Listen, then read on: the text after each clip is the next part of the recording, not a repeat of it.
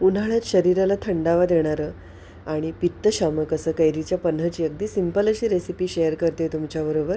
1 kilo कैरी घेतली होती आणि कैरीची वरची जी सालं आहेत ना ती सगळी काढून घेतलेली आहेत. आधी कैरी 1-2 तास पाण्यात भिजत ठेवायची, म्हणजे त्यातली उष्णता जी असते ना ती कमी होते. बघा, सगळ्या कैरी असे सोलून घेतले आहेत आणि कैरीची कोय असते ना ती पण छान तिच्यावरचा गर सगळा काढून घ्यायचा. याचे बारीक पीसेस करून मी कुकरच्या एका भांड्यामध्ये घेतलेले आहेत आणि याच्यामध्ये मी 2 कप असं पाणी टाकलं आहे आणि त्याच्या कुकरमध्ये 2 शिट्ट्या काढलेल्या आहेत. इथे अर्धा किलो गूळ घेतला आहे मी आणि हा गूळ आहे ना तो अगदी बारीक किसून घेतलेला आहे.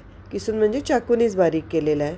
कैऱ्या बघा मस्त मऊ शिजलेल्या आहेत कुकरमध्ये. इथे जिरं घेतले 2 चमचे, ते भाजून त्याची पावडर केली आहे आणि कैऱ्या सगळ्या मी मिक्सरला लावून त्याची एकदम छान अशी प्युरे करून घेतली की ती आपल्याला गाळण्याची पण गरज नाही आहे.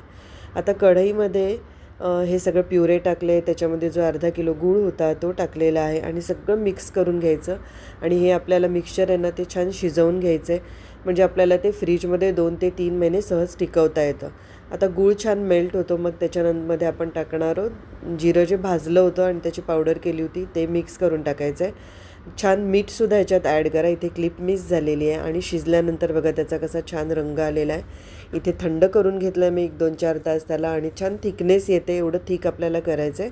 मी ते बॉटलमध्ये स्टोअर करते, म्हणजे मी सहज ते 2 महिने फ्रीजमध्ये ठेवू शकते. 2 महिने राहणार नाही, 2 आठवडे राहील कदाचित आमच्याकडे. तर हे बघा, आता याच्यापासून मी दाखवते तुम्हाला पन्ह कसं बनवायचं. त्याची 2-3 चमचे आपण ग्लासमध्ये काढून घ्यायचं घट्ट आणि ह्याच्यात गार पाणी टाकायचं. आईसचे तुकडे असतील, बर्फ, तर ते टाका. याच्यामध्ये तुम्ही जलजिरा सॅशे टाकू शकता, त्याच्यामध्ये तुम्ही पुदिन्याची पावडर टाकू शकता, आणखीन तुम्ही चाट मसाला, काळी मिरी टाकू शकता. पण अगदी सिंपल अशी रेसिपी केली आहे मी आणि खूप छान रेसिपी आहे, हेल्दी आहे. शरीरामध्ये पित्त असतं ना उन्हाळ्यामध्ये खूप वाढतं आणि गरमीचा त्रास होतो, त्यावेळी असं पन्ह नक्की करून द्या. उन्हाळ्यात शरीराला थंडावा देणारं आणि पित्तशामक असं कैरीच्या पन्हची अगदी सिंपल अशी रेसिपी शेअर करते तुमच्याबरोबर.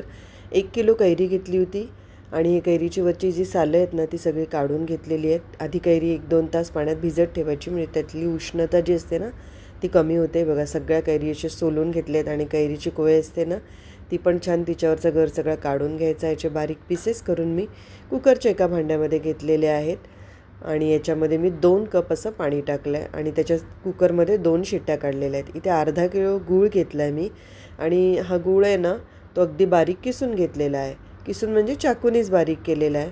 कैऱ्या बघा मस्त मऊ शिजलेल्या आहेत कुकरमध्ये. इथे जिरं घेतले 2 चमचे, ते भाजून त्याची पावडर केली आहे आणि कैऱ्या सगळ्या मी मिक्सरला लावून